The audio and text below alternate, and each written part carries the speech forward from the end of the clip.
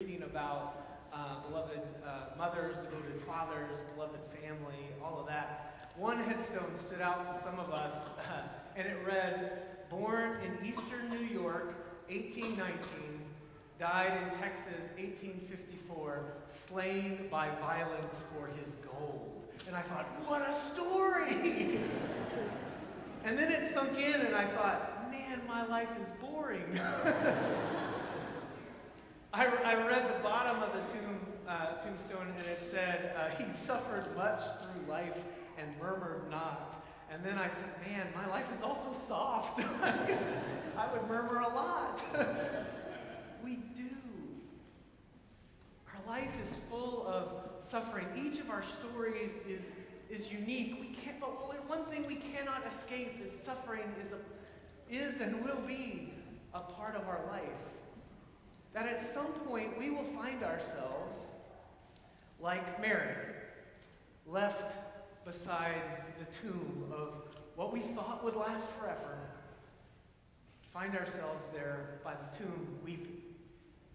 This morning I saw, right before I walked up, the Sri Lanka the blast in the churches is up to 207, it says.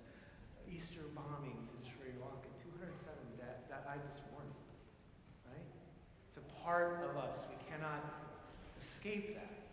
We think of those ones that we know, those ones we have lost. The broken dreams the way we thought we had things figured out, or struggling to find breath when the future doesn't turn out like we planned it to be. At some point, we are Mary, weeping beside the tomb, trying to peer inside to make sense of life.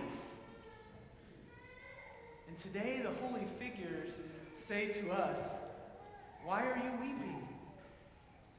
There is a cosmic shift that is taking place, where what you thought was impossible is still possible. Now, each and every one of us, we have a different story. But this gospel comes to you, this gospel of John. One thing I like about this one is it gives 3 different responses to the Easter story and how Easter can look. The first one is this beloved disciple, we sometimes call him John, who runs to the empty tomb, sees the grave closed, and then it says he sees it and believes. And then Peter, we know, who follows, runs, goes in, sees the same things, but it never says that Peter believes at that moment. We know that later Peter does come to believe and begins the church, but at that moment, perhaps he had to go home. He had to sit with it. He had to let that sink in, and he questioned and wondered. The third one is Mary, who is weeping, absolutely vulnerable. But then she is utterly surprised into belief when she hears the sound of her own name. Faith in this Easter story doesn't look just one way, and that means that it comes to you, where you are, wherever you are. It's not just 3. There might be 100 different responses, 1,000,000 responses. Each person has a different way, and that word comes to you. Now, when Mary's moment of recognition of Jesus and her moment of deep understanding about what resurrection is, those 2 moments happen at precisely the same time when Jesus says her name. That's a moment when everything changes for her. A moment suddenly she takes on something new. She becomes a disciple. She calls him Rabbi. You're the teacher. I'm the disciple. That means I have a calling to do. She's the one who then goes and tells the story. I have seen the Lord. Now for you, there might be a moment where you hear God call your name. Or maybe it's a moment when you recognize who God has made you to be, what God has planned for you. Maybe it's just a moment where you suspect God must know you better than you know yourself because I have no idea what I'm doing. Those are the moments when you realize your identity is as a child of God. And you realize we are then to tell the story and and to show that glimpse, a glimpse of resurrection life by simply saying, I think I've seen God here. And it's changed my life. And it means the resurrection changes everything. Suddenly it's a new day. It's a day of joy and hope. Maybe it's not completely a new job, but perhaps it's just a new calling to live into. And what do we call it? I call it this reign. We call it this reign of God that is about us. We live into that reign of God. It changes our human reality, changes our present world, so that when we live with joy and hope for the future. On Easter, the stone of death has been rolled away, but God is still not done. He says, I'm going to ascend. I have more to do.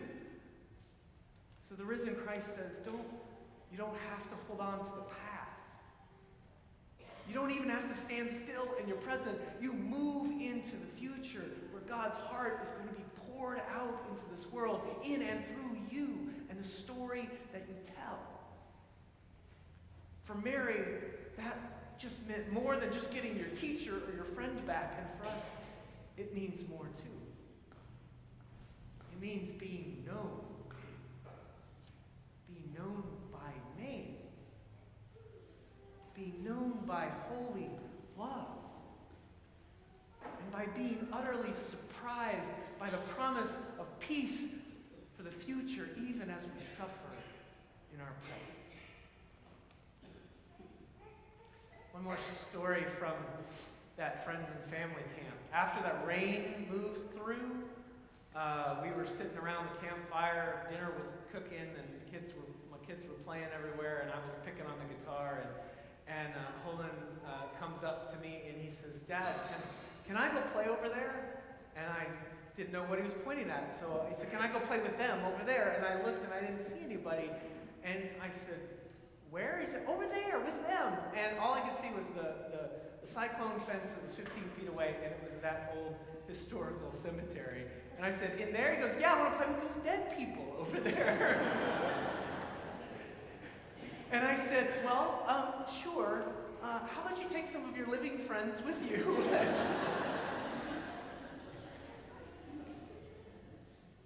Easter means we live now without fear. The last enemy to be destroyed is what? Death. Resurrection life means we need not be afraid of death anymore. So we run and we play and we tell the story with the communion of saints, those living, those who have gone before us, and we tell the Easter story with joy.